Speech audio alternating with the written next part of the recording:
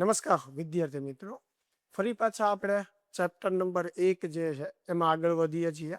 ગયા વિડીયોની અંદર જે છે એ આપણે જે કાંઈ કોન્સેપ્ટ ભણ્યા, જેમ કે વિદ્યુતભાર છે, પદાર્થને વિદ્યુતભારિત કરવાની રીતો છે, ઘર્ષણની રીત, ચાર્જિંગની રીત, પ્રેરણની રીત તથા વિદ્યુતભારનું ક્વોન્ટમીકરણનો નિયમ, વિદ્યુતભાર માટે સંરક્ષણનો નિયમ, આ બધા નાના નાના કોન્સેપ્ટ જે છે આપણે જોયા. આ લેક્ચરની અંદર જે છે આપણે એ દરેક ટોપિક આધારિત MCQ જે છે એ કરશું. આમાં ઘણા પ્રશ્નો એવા પણ હશે જે અગાઉની એક્ઝામમાં પૂછાઈ ગયેલા હોય, તો એના પર આધારિત ચાલો આપણે થોડાક MCQ જે છે કરીએ. સૌથી પહેલો પ્રશ્ન જે છે કે કાચના સળિયા સાથે રેશમના કપડાને ઘસતા રેશમનું કપડું 320 નેનોકુલમ ઋણ વિદ્યુતભારિત થાય છે. એટલે કે રેશમના ટુકડા પરનો વિદ્યુતભાર 320 નેનોકુલમ અને ઋણ ભારિત બને છે. એટલે આ વિદ્યુતભાર જે છે એ ઋણ છે. રેશમનું ટુકડો ઇલેક્ટ્રોન મેળવે એટલે એ જે છે ઋણ ભારિત બનશે. તો કાચનો સળિયો કેટલા ઇલેક્ટ્રોન ગુમાવે? એટલે ઇલેક્ટ્રોનની સંખ્યા મેળવવાની છે. તો સિમ્પલ છે, Q બરાબર સૂત્ર શું થાય? Ne થાય. તો n બરાબર આપણે શું લખી શકીએ? Q ના છેદમાં E. હવે Q જે છે એ વિદ્યુતભાર છે 320 નેનો જે છે એટલે 10⁻⁹ લખ્યા. હવે E જે છે ઇલેક્ટ્રોનનો વિદ્યુતભાર છે 1.6 ગુણ્યા 10⁻⁹. ચાલો આનું સાદુરૂપ જે છે એ આપણે આપીએ તો 320 ભાગ્યા આપણે 1.6 કરીએ એટલે એ આવશે 200 અને 10⁻⁹ છે. -19 ઉપર જશે તો +19 થશે. તો 19 - 9 એટલે 10⁻10 થશે. તો બધું થઈને n બરાબર થશે 2 ગુણ્યા 10⁻12. તો આ આપણને ઇલેક્ટ્રોનની સંખ્યા મળી ગઈ. બરોબર. અહીંયા મેં ઋણ એટલે નથી લખ્યું કારણ કે મારે ઇલેક્ટ્રોનની સંખ્યા મેળવવી છે અને ઋણ ન હોય સંખ્યાનું, એટલે મેં પછી વિદ્યુતભારની કિંમત જ લખીશ. ચાલો ખ્યાલ આવ્યો? એકદમ સહેલો પ્રશ્ન હતો. ચાલો એની પછીનો પ્રશ્ન જે છે જોઈએ આપણે કે 1 માઇક્રોગ્રામ ઇલેક્ટ્રોન પરનો કુલ વિદ્યુતભાર કેટલો ગણ? એટલે કે 1 માઇક્રોગ્રામ ઇલેક્ટ્રોન પર કેટલો વિદ્યુતભાર હોય? હવે સમજો ઇલેક્ટ્રોનનું દળ આપણી પાસે છે કે ભાઈ એક ઇલેક્ટ્રોનનું દળ 9.11 ગુણ્યા 10⁻31 કિલોગ્રામ થાય અને આટલા કિલોગ્રામમાં વિદ્યુતભાર કેટલો હોય? 1.6 ગુણ્યા 10⁻⁹ કુલમ. એટલે કે આટલા દળમાં આટલો વિદ્યુતભાર હોય છે. તો આપણને શું પૂછ્યું છે? 1 માઇક્રોગ્રામ. 1 માઇક્રોગ્રામ. હવે માઇક્રો એટલે 10⁻⁶ થાય. પછી અહીંયા ગ્રામ છે. ગ્રામને મારે કેજીમાં ફેરવવું હોય તો ફરી પાછું 10⁻³ વડે ગુણવું પડે. એટલે આ કિલોગ્રામમાં ફરી ગયું માઇક્રોગ્રામ જે છે. તો ટોટલ કેટલું થશે? 1 ગુણ્યા 10⁻⁹ કિલોગ્રામમાં કેટલો વિદ્યુતભાર થાય? સીધી આપણે ત્રિરાશિ મૂકીએ કે આટલા કિલોગ્રામમાં આટલો વિદ્યુતભાર છે તો આ કિલોગ્રામમાં કેટલો હોય? તો એને આપણે Q કહી દઈએ. આ ત્રિરાશિ પૂરી કરીએ તો 1 ગુણ્યા 10⁻⁹ ઉપર જશે. અહીંયા 1.6 ગુણ્યા 10⁻⁹ અને આ જે છે 9.11 ગુણ્યા 10⁻31 એ છેદમાં આવશે. ચાલો આનું સાદુરૂપ આપણે આપીએ તો 1.6 ભાગ્યા 9.11 આપણે કરીએ તો 0.175 થશે. ગુણ્યા 10 આપણે લખવાની, તો ઉપર જે છે -9 છે, -19. હવે -31 ઉપર આવશે તો +31 થશે. તો 10 ટોટલ કેટલી ઘાત આવશે? 3. 3 માંથી એક અહીંયા ગુણી નાખીએ તો 1.75 ગુણ્યા 10⁻² કુલમ. એટલે આ જે છે આપણને વિદ્યુતભાર મળી ગયું. ક્લિયર? ચાલો એની પછીનો પ્રશ્ન જે છે કે એક પદાર્થને 1 કુલમ જેટલો વિદ્યુતભારિત કરવા માટે શું કરવું જોઈએ? ચાલો કોઈ પદાર્થને આપણે 1 કુલમ વિદ્યુતભાર આપવો છે તો હમણાં જ આપણે સૂત્ર લખ્યું હતું n બરાબર Q ના છેદમાં E. તો હવે Q જે છે એ 1 છે અને E એટલે 1.6 ગુણ્યા 10⁻⁹. તો 1/1.6 કરશું એટલે 0.625 આવશે, માઇનસ ઘાત ઉપર જશે તો પ્લસ થઈ જશે, તો n બરાબર થશે 6.25 ગુણ્યા 10^18, એટલે કે પદાર્થ પર કાં તો એટલા ઇલેક્ટ્રોન આવવા જોઈએ અથવા પદાર્થ એટલા ઇલેક્ટ્રોન ગુમાવવા જોઈએ. જો એટલા ઇલેક્ટ્રોન ગુમાવે તો ધન ભારિત બને 1 કુલમ જેટલો, અને જો એટલા ઇલેક્ટ્રોન જે છે મેળવે તો એ ઋણ ભારિત બનશે. મૂળ એને એટલા ઇલેક્ટ્રોન કાં તો મેળવવા પડે અથવા તો ગુમાવવા પડે. હવે અહીંયા આપણને ચોખવટ નથી કરી કે ભાઈ ધન ભારિત કે ઋણ ભારિત. દાખલા તરીકે 1 કુલમ જેટલો ધન ભારિત બનાવવા માટે શું કરવું એમ પૂછવું હોય તો ધન ભારિત બનાવવા માટે એને ઇલેક્ટ્રોન ગુમાવવા પડે. તો આપણે એમ કહેવું પડે કે ભાઈ એટલા ઇલેક્ટ્રોન એના પરથી સ્થાનાંતરિત થવા જોઈએ અથવા એટલા ઇલેક્ટ્રોન એને ગુમાવવા જોઈએ. બરોબર. હવે જો ઋણ ભારિત કીધું હોય કે 1 કુલમ જેટલો ઋણ ભારિત કરવા માટે શું કરવું પડે તો એને આટલા ઇલેક્ટ્રોન મેળવવા પડે, એટલે કે એમાં ઉમેરવા પડે. ખ્યાલ આવે છે? ચાલ, એની પછીનો પ્રશ્ન જે છે એ જોઈએ કે કોઈ પદાર્થને ઘસીને વિદ્યુત ભારિત કરવામાં આવે છે તો તેના વજન દળમાં 100 ફેરફાર થશે. તો ઘર્ષણની રીતમાં આપણે જોયું હતું કે બે પદાર્થને જ્યારે ઘસીએ તો જે ઇલેક્ટ્રોન મેળવે એનું દળ વધે, બરોબર છે, અને જે ગુમાવે એનું દળ જે છે એ ઘટે. હવે અહીંયા આપણને ખાલી ઘસવાની રીતની વાત કરી, ઇલેક્ટ્રોન મેળવે કે ગુમાવે એવું નથી કીધું. તો એનો અર્થ એવો થયો કે બે શક્યતાઓ છે, બરોબર છે, દળ વધી શકે અને ઘટી શકે. એટલે આપણો જવાબ જે છે સહેજ વધે અથવા તો સહેજ ઘટે. બરોબર. તમને સ્પેશિયલી કીધું હોય કે ઇલેક્ટ્રોન મેળવે છે તો દળ વધે એમ આપણે કહેવું પડે, ગુમાવે છે એમ કીધું હોય તો ઘટે છે. ચાલો, ક્લિયર થાય છે આ વાત. એની પછીનો પ્રશ્ન કે એ અને બી સમાન ગોળાઓ છે ને દરેક પર ક્યુ જેટલો વિદ્યુત ભાર છે. ચાલો, આપણી પાસે બે ગોળાઓ છે, એક ગોળો જે છે એ, એના પર વિદ્યુત ભાર ક્યુ, બીજો એવો ને એવો ગોળો બી, એના પર વિદ્યુત ભાર ક્યુ. આવો જ ત્રીજો સમાન ગોળો સી છે, એટલે એક ત્રીજો ગોળો જે છે એ સી છે, બરોબર. પણ સી જે છે ને એ વિદ્યુત ભાર રહિત છે, બરોબર, એવું આપણે સમજવાનું છે. આમાં ભલે નથી લખેલું. તો ત્રીજો ગોળો સી જે છે એ આના જ જેવો છે પણ વિદ્યુત ભાર રહિત છે, એના પર કોઈ વિદ્યુત ભાર નથી. હવે તેને પહેલા એ સાથે સંપર્કમાં લાવીને છૂટો પાડવામાં આવે. એ અને સી નો આપણે સંપર્ક કરાવી અને છૂટા પાડીએ. હવે એ અને સી ને સંપર્કમાં લાવી અને છૂટા પાડીએ તો બંને પર સરેરાશ વિદ્યુત ભાર આવે, એટલે બેના વિદ્યુત ભારનો સરવાળો ભાગ્યા 2. તો હવે બંને ગોળા પર વિદ્યુત ભાર કેટલો થઈ જશે? Q/2. એટલે એ ઉપર પણ Q/2 વિદ્યુત ભાર હશે, સી ઉપર પણ Q/2 વિદ્યુત ભાર હશે. ચાલ, હવે એ શું કહે છે કે ત્યારબાદ ગોળા બી સાથે એને સંપર્કમાં લાવીને છૂટો પાડવાનો. એ સાથે છૂટો પાડ્યો, હવે બી અને સી ને સંપર્કમાં લાવીને છૂટા પાડવાના. તો હવે બી અને સી નો સરેરાશ વિદ્યુત ભાર કેટલો થાય? તો કે બી પરનો વિદ્યુત ભાર વત્તા સી પરનો વિદ્યુત ભાર. સી ઉપર હવે કેટલો છે? Q/2, અને એને ભાગ્યા 2 આપણે કરવાના, બરોબર. તો 2 અહીંયા લસા લઈએ એટલે 2Q વત્તા Q 3Q થશે, અને આ બે નીચે ગુણાઈ જશે એટલે 4. તો હવે બી પરનો વિદ્યુત ભાર 3Q/4, સી પરનો વિદ્યુત ભાર 3Q/4. શું પ્રશ્ન આપણને પૂછ્યો છે કે તો ગોળા સી પર છેલ્લે વિદ્યુત ભાર કેટલો હશે? તો છેલ્લે વિદ્યુત ભાર કેટલો હશે? 3Q/4, એટલે ઓપ્શન બી આવશે. ક્લિયર? ચાલો, એની પછીનો પ્રશ્ન જે છે કે જ્યારે પોલિથીનના ટુકડાને ઊન સાથે ઘસવામાં આવે છે ત્યારે પોલિથીન પર -2 × 10⁻⁷ કુલમ જેટલો વિદ્યુત ભાર ઉત્પન્ન થાય છે. તો પોલિથીન પર ટ્રાન્સફર થતું દ્રવ્યમાન કેટલું હશે? બરાબર.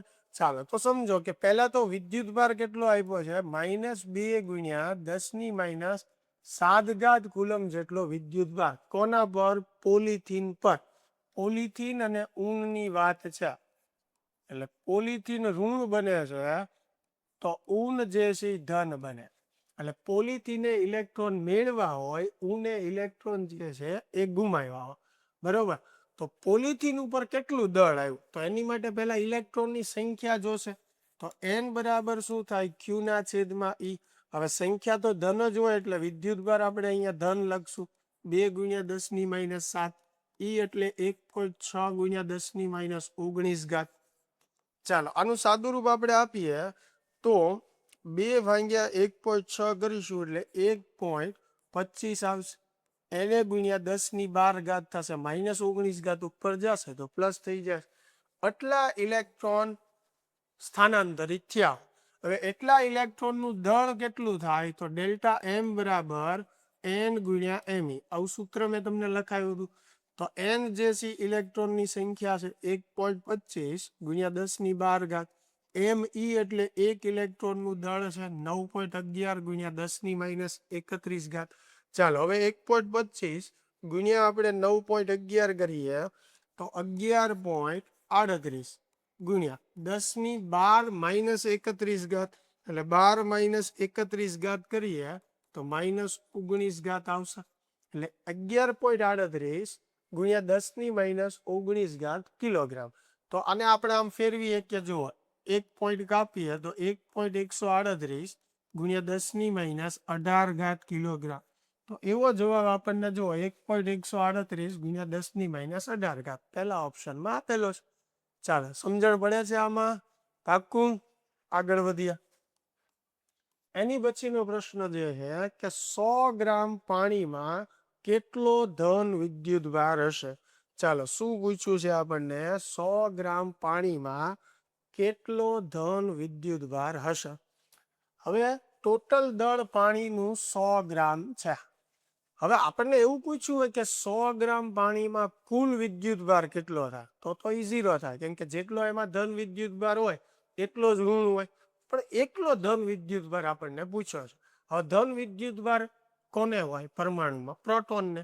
એટલે એની અંદર રહેલા પ્રોટોન ની સંખ્યા ગોતીએ તો વિદ્યુત ભાર પણ આપણને મળી જાય. ચાલો તો સૌ પ્રથમ જે છે એ આપણે કહીએ કે ભાઈ પાણીના એક પરમાણુનો ધન વિદ્યુત ભાર. શું કહીએ આપણે? પાણીના એક પરમાણુનો ધન વિદ્યુત ભાર. એક પરમાણુ. હવે એક પરમાણુ લઈએ એટલે H2O થયો ને, H2O. હવે એમાં હાઇડ્રોજન 2 થયા અને એક ઓક્સિજન, બરોબર. તો હાઇડ્રોજન જે છે એની અંદર એક પ્રોટોન હોય. હવે 2 હાઇડ્રોજન છે તો 2 પ્રોટોન થયા, વત્તા ઓક્સિજન છે સાથે, ઓક્સિજન ની અંદર 8 હશે, બરોબર, પ્રોટોન. એટલે 8 પ્રોટોનનો વિદ્યુત ભાર 8 E જેટલો. 2 હાઇડ્રોજન ની અંદર એટલે એનો બી 2 E જેટલો. તો ટોટલ 10 E જેટલો થયો. એટલે પાણી જે છે એના એક પરમાણુમાં 10 E જેટલો વિદ્યુત ભાર હોય, ધન વિદ્યુત ભાર. ખાલી એક પરમાણુની વાત છે. હવે આપણે ગોતવાનો છે 100 ગ્રામ. તો હવે સૌથી પહેલો પ્રશ્ન ઈ આવે કે 100 ગ્રામ જે છે એની અંદર પરમાણુ કેટલા હોય? કેમ કે આ તો એક પરમાણુનો થયો. તો 100 ગ્રામ પાણીમાં આપણે પરમાણુની સંખ્યા મેળવવા માટે પાણીના અણુભારનો ઉપયોગ કરી. પાણીનો અણુભાર જે છે, બરોબર, ઓક્સિજન જે છે હાઇડ્રોજન માટે 2 થશે, 2 હાઇડ્રોજન છે, અને ઓક્સિજનનો 16, એટલે ટોટલ થશે 18 ગ્રામ પ્રતિ મોલ.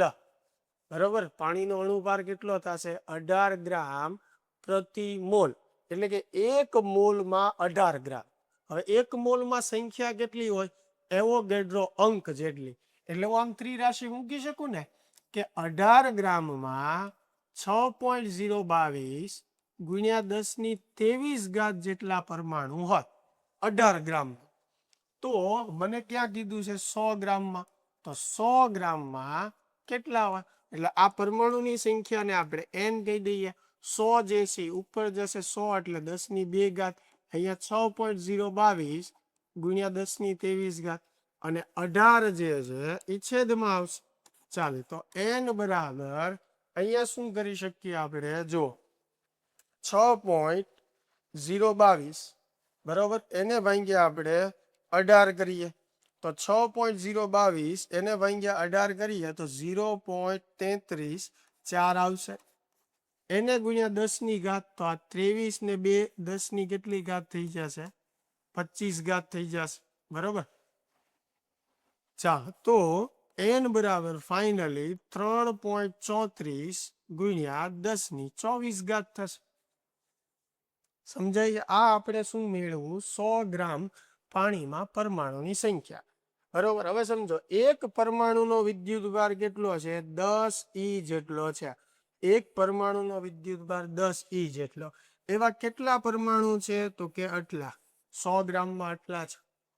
તો બંનેનો ગુણાકાર કરી નાખીએ એટલે આપણને 100 ગ્રામ પાણીનો ધન વિદ્યુત ભાર મળે, જેને હું Q કહી દઉં. તો Q બરાબર શું થશે? N ગુણ્યા 10 E થશે. ચાલો, n જે છે એ કેટલું છે? 3.36 ગુણ્યા 10 ની 24 ઘાત, એને ગુણ્યા 10 અને ઈ એટલે 1.6 ગુણ્યા 10 ની -19 ઘાત. ચાલો, બધાની કિંમત આપણે મૂકી દીધી છે. તો Q બરાબર કેટલું થશે? 3.34 બરાબર, એને ગુણ્યા 1.6 એટલે 5.34 થશે. અને 10 ની ઘાત આપણે ગણીએ તો આ એક ઘાત ગણી શકાય ને, તો 24 ને 1 25, બરોબર. 25 - 19 કરી નાખીએ તો 25 - 19 એટલે 10 ની 6 ઘાત કુલમ. આ આપણને 100 ગ્રામ પાણીની અંદર ધન વિદ્યુત ભાર મળ્યો, 5.34 ગુણ્યા 10 ની 6 ઘાત. એટલે પહેલો જ ઓપ્શન જે છે એ. હવે ઋણ વિદ્યુત ભાર કીધો હોય તો એટલો જ જવાબ આવે, કેમ કે જેટલો ધન વિદ્યુત ભાર હોય એટલો જ ઋણ હોય, બરોબર. હવે ફેરવીને પ્રશ્ન પૂછે કદાચ ક્યારેક, તો અહીંયા દળ ફેરવી શકે, 100 ની બદલે 200 250 ગ્રામ એવી રીતે આપી શકે. તમને ઉદાહરણ પણ ટેક્સ્ટ બુકમાં એક આવું આપેલું છે, જેમાં એક પ્યાલા પાણીમાં આપણે વિદ્યુત ભાર મેળવવાનો છે. તો આ જ રીતે આપણે ગણવાનો. ચાલો, ક્લિયર થઈ છે? એની પછીનો પ્રશ્ન જે છે કે 4 મીટર ત્રિજ્યા વાળા ગોળા પર 80 માઇક્રોકુલમ વિદ્યુત ભાર. ચાલો, એક ગોળો છે જેની ત્રિજ્યા 4 સેન્ટીમીટર છે, એના પર 80 માઇક્રોકુલમ વિદ્યુત ભાર છે. અને 6 સેન્ટીમીટર ત્રિજ્યા વાળા ગોળા પર, ચાલો, બીજો ગોળો જે છે એ 6 સેન્ટીમીટર ત્રિજ્યાનો છે અને એના પરનો વિદ્યુત ભાર જે છે 40 માઇક્રોકુલમ આપેલો. તો બંને ગોળા પરનો ટોટલ વિદ્યુત ભાર જો મારે જોઈતો હોય તો 80 વત્તા 40 એટલે 120 માઇક્રોકુલમ થશે. જો તેમને વાહક તારથી જોડવામાં આવે તો 4 સેન્ટીમીટરના ગોળા પરથી 6 સેન્ટીમીટરના ગોળા પર જતો વિદ્યુત ભાર શોધ. હવે સમજો, ત્રિજ્યા જ્યારે અલગ હોય ત્યારે આપણે વાત કરી હતી કે બંને ગોળા પરનો વિદ્યુત ભાર મેળવવો હોય તો પ્રથમ ગોળા માટે Q1 પ્રાઇમ બરાબર QR1 છેદમાં શું થાય? R1 plus R2. હવે કેપિટલ Q એટલે ટોટલ વિદ્યુત ભાર 120 માઇક્રોકુલમ ગુણ્યા R1 જે છે કેટલું છે? 4 છે. નીચે બંનેનો સરવાળો એટલે 10. તો આ મીંડું કેન્સલ, 12 ચોક 48. તો હવે પ્રથમ ગોળા પર વિદ્યુત ભાર કેટલો થઈ જશે? 48 માઇક્રોકુલમ. હવે જવાબ અહીંથી જ મળી જાય. જો પ્રથમ ગોળા પર શરૂઆતમાં કેટલો વિદ્યુત ભાર હતો? 80, બરોબર. હવે કેટલો રહ્યો? 48, બરોબર. તો ફેર કેટલાનો પડ્યો? તો 80 માઇનસ આપણે 48 કરી નાખ્યા તો કેટલાનો ફેર પડ્યો? 32 નો, 32 માઇક્રોકુલમ. તો અહીંથી આપણને ખ્યાલ આવી જાય. પણ હજી બીજા ગોળા પરનો આપણે વિદ્યુત ભાર મેળવ્યા તો Q2 પ્રાઇમ બરાબર QR2 છેદમાં R1 પ્લસ R2. Q એટલે 120, બરોબર. R2 જે છે એ કેટલું છે? 6. નીચે બંનેની ત્રિજ્યાનો સરવાળો, ચાલો, મીંડું કેન્સલ, 12 છક 72. તો બીજા ગોળા પરનો વિદ્યુત ભાર હવે કેટલો થયો? 72 માઇક્રોકુલમ. હવે ધ્યાન રાખજો, જો આપણને પ્રશ્ન એવો પૂછ્યો હોય કે બંને ગોળાઓને સંપર્કમાં લાવી અને છૂટા પાડ્યા બાદ બંને પરનો વિદ્યુત ભાર કેટલો થશે, તો જવાબ આવશે, બરોબર, 48 ને 72. પણ એને એમ પૂછ્યું છે કે 4 સેન્ટીમીટરના ગોળા પરથી 6 સેન્ટીમીટરના ગોળા પર વિદ્યુત ભાર કેટલો ગયો હશે. હવે 6 સેન્ટીમીટર ઉપર પહેલા કેટલો હતો? 40. હવે કેટલો થઈ ગયો? 72.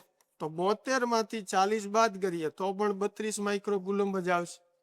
તો આ જે તફાવત થયો એ કઈ રીતે થયો? તો કે આના પર વધારે હતો એટલે એટલો વિદ્યુત ભાર આને મળ્યો. એટલે એનો 72 થઈ ગયો, ઓલાનો 48 થઈ ગયો. તો 4 સેન્ટીમીટર ઉપરથી 6 સેન્ટીમીટરના ગોળા ઉપર કેટલો વિદ્યુત ભાર ગયો કહેવાય? 32 માઇક્રો કુલમ. બરોબર. એટલે આપણો જવાબ જે છે આમાં આવશે એ 32 માઇક્રો કુલમ. કારણ કે આપણને એવું નથી પૂછ્યું કે ભાઈ 6 સેન્ટીમીટરના ગોળા પર હવે કેટલો વિદ્યુત ભાર થશે, તો 72 આવે. એમ કે 4 સેન્ટીમીટરના ત્રિજ્યાના ગોળા પર હવે કેટલો વિદ્યુત ભાર થશે, તો જવાબ 48 આવે. પણ એને એમ પૂછ્યું છે કે 4 પરથી 6 સેન્ટીમીટર ત્રિજ્યાના ગોળા પર વિદ્યુત ભાર કેટલો હતો, તો જવાબ આપણો 32 આવશે. ચાલો, ક્લિયર થાય છે. એની પછીનો પ્રશ્ન જે છે કે સમાન ત્રિજ્યા વાળા તાંબાના બે ગોળાઓ એ અને બી છે. ચાલો, બે ગોળાઓ જે છે ત્રિજ્યા સમાન છે અને તાંબાના છે. એક ગોળો એ છે, એક ગોળો જે છે બી છે. જો ગોળા એ પર 100 ઇલેક્ટ્રોન હોય, 100 ઇલેક્ટ્રોનનો વિદ્યુત ભાર 100 ગુણ્યા ઈ જેટલો થાય. પણ ઇલેક્ટ્રોન છે એટલે ઋણ ભારિત હોય. અને બી ગોળા પર 400 પ્રોટોન હોય એટલે એનો વિદ્યુત ભાર +400 ઈ જેટલો થાય. તો બંનેને સંપર્કમાં લાવી છૂટા પાડવામાં આવે તો દરેક ગોળા પરનો વિદ્યુત ભાર કેટલો થાય? હવે સમાન ગોળાઓને જ્યારે સંપર્કમાં લાવીને છૂટા પાડીએ તો સરેરાશ વિદ્યુત ભાર આવે. સરેરાશ વિદ્યુત ભાર કેમ મળે? બંનેના વિદ્યુત ભારનો સરવાળો ભાગ્યા 2. ચાલો, તો 400 - 100 એટલે 300 આવશે, એટલે 300 ઈ ભાગ્યા 2. હવે 300 ભાગ્યા 2 કરશું એટલે 150 × ઈ આવશે. તો આપણો જવાબ થશે 150 ગુણ્યા ઈ. બરોબર. તો એ ઓપ્શનમાં આપેલું છે જો 150 ગુણ્યા ઈ. ચાલો, ક્લિયર થાય છે. એની પછીનો પ્રશ્ન જોઈએ આપણે. ક્યુ જેટલો સમાન વિદ્યુત ભાર ધરાવતા આર અને 2r ત્રિજ્યાના બે ગોળાઓ છે, જે બંને ગોળાઓને સંપર્કમાં લાવી અલગ કરતા દરેક ગોળા પરનો નવો વિદ્યુત ભાર કેટલો હશે? ચાલો, હમણાં પ્રશ્ન કર્યો એનો જેવો જ છે પણ જવાબ અલગ. ક્યુ જેટલો સમાન વિદ્યુત ભાર ધરાવતા, ચાલો, બે ગોળાઓ છે. પહેલો ગોળો જે છે એની ત્રિજ્યા r, બીજો ગોળો જે છે એની ત્રિજ્યા 2r. બંને પરનો વિદ્યુત ભાર જે છે ક્યુ છે. એટલે ટોટલ વિદ્યુત ભાર જે છે એ ક્યુ પ્લસ ક્યુ એટલે કેટલો થઈ જાય? 2q. રેડી. હવે મારે પહેલા ગોળા પરનો વિદ્યુત ભાર મેળવવો હોય Q1 પ્રાઇમ, તો સૂત્ર શું છે? QR1 છેદમાં R1 + R2. હવે Q એટલે ટોટલ વિદ્યુત ભાર 2q, R1 એટલે પહેલા ગોળાની ત્રિજ્યા r. હવે નીચે R1 + R2 એટલે કે બંનેની ત્રિજ્યાનો સરવાળો 2r + r એટલે કેટલું થશે? 3r થશે. r કેન્સલ થશે તો અહીંયા આવશે જવાબ 2q/3. તો પહેલા ગોળા પરનો વિદ્યુત ભાર કેટલો થશે? 2q/3. આ એક જ ઓપ્શનમાં આપ્યું છે જો, એટલે આ આપણો જવાબ થઈ ગયો.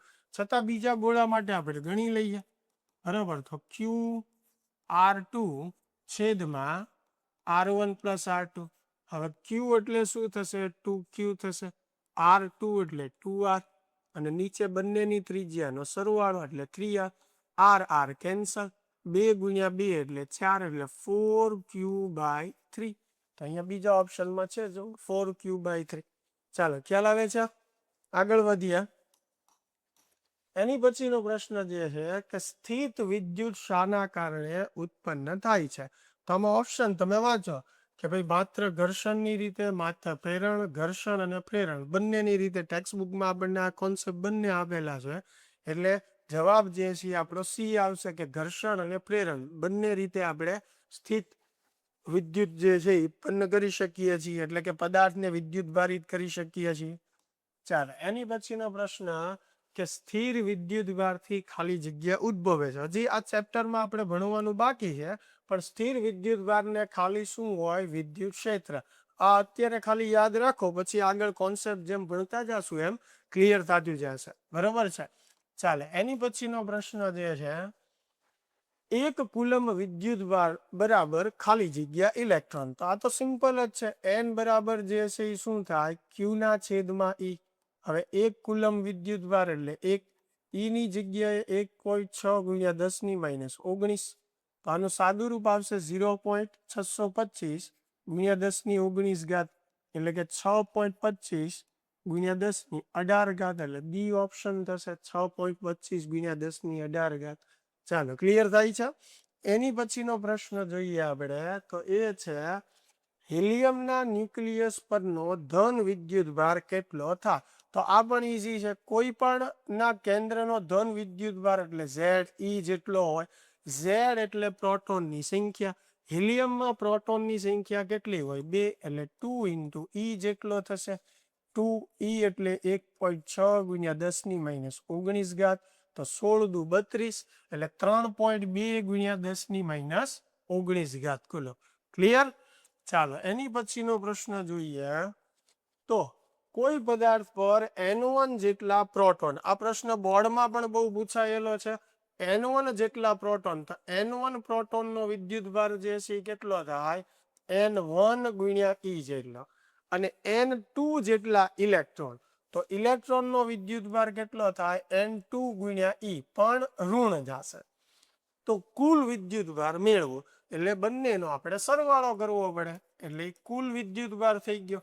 હવે બંનેમાંથી ઈ કોમન કાઢી લઈએ, તો N1 - N2 ઇન્ટુ ઈ, આ આપણો જવાબ થશે. N1 - N2 ઇન્ટુ ઈ. ક્લિયર? ચાલો એની પછીનો પ્રશ્ન જે છે કે એક પદાર્થ પર વિદ્યુત ભાર -2 માઇક્રોકુલમ છે. જો તેના પર 2.5 ગુણ્યા 10 - 13 પ્રોટોન હોય, તો તેના પરનો કુલ વિદ્યુત, તો તેના પર કેટલા ઇલેક્ટ્રોન હશે? શું મેળવવાનું છે આપણે? ઇલેક્ટ્રોન. હમણાં જ આપણે સૂત્ર લખ્યું કે પ્રોટોન અને ઇલેક્ટ્રોન જે છે એ હોય તો ટોટલ વિદ્યુત ભાર કેટલો થાય? Q બરાબર N1 - N2 ઇન્ટુ ઈ જેટલું. એમાં N1 પ્રોટોનની સંખ્યા છે, N2 ઇલેક્ટ્રોનની સંખ્યા છે. બરોબર. હવે Q એટલે કુલ વિદ્યુત ભાર, તો કુલ વિદ્યુત ભાર કેટલો છે? -2 માઇક્રોકુલમ. એટલે અહીંયા મૂકી દો. N1 શું બતાવે છે? પ્રોટોનની સંખ્યા. કેટલા પ્રોટોન આપ્યા છે? 2.5 ગુણ્યા 10 - 13 -N2 ઇલેક્ટ્રોનની સંખ્યા મેળવવાની છે. હવે આ ઈ ને આપણે છેદમાં લઈ લઈએ આ બાજુ, એટલે 1.6 ગુણ્યા 10 - 19. ચાલો એનું સાદું રૂપ જે છે આપણે આપી દઈએ, તો 2 ભાગ્યા 1.6 આપણે કરીએ, એટલે 1.25 ગુણ્યા 10 - 13, અને આ માઇનસમાં આવશે, ઉપર માઇનસ નિશાની, આ -19 ઉપર જાય તો પ્લસ થઈ જાય. ચાલો બરાબર 2.5 ગુણ્યા 10 - 13 N2. હવે મારે N2 જોતું છે, તો N2 આ બાજુ આવશે, પ્લસ થશે. અહીંયા 2.5 ગુણ્યા 10 - 13. હવે આ માઇનસ ઓલી બાજુ જાય તો પ્લસ થઈ જાય, એટલે 1.25 ગુણ્યા 10 - 13.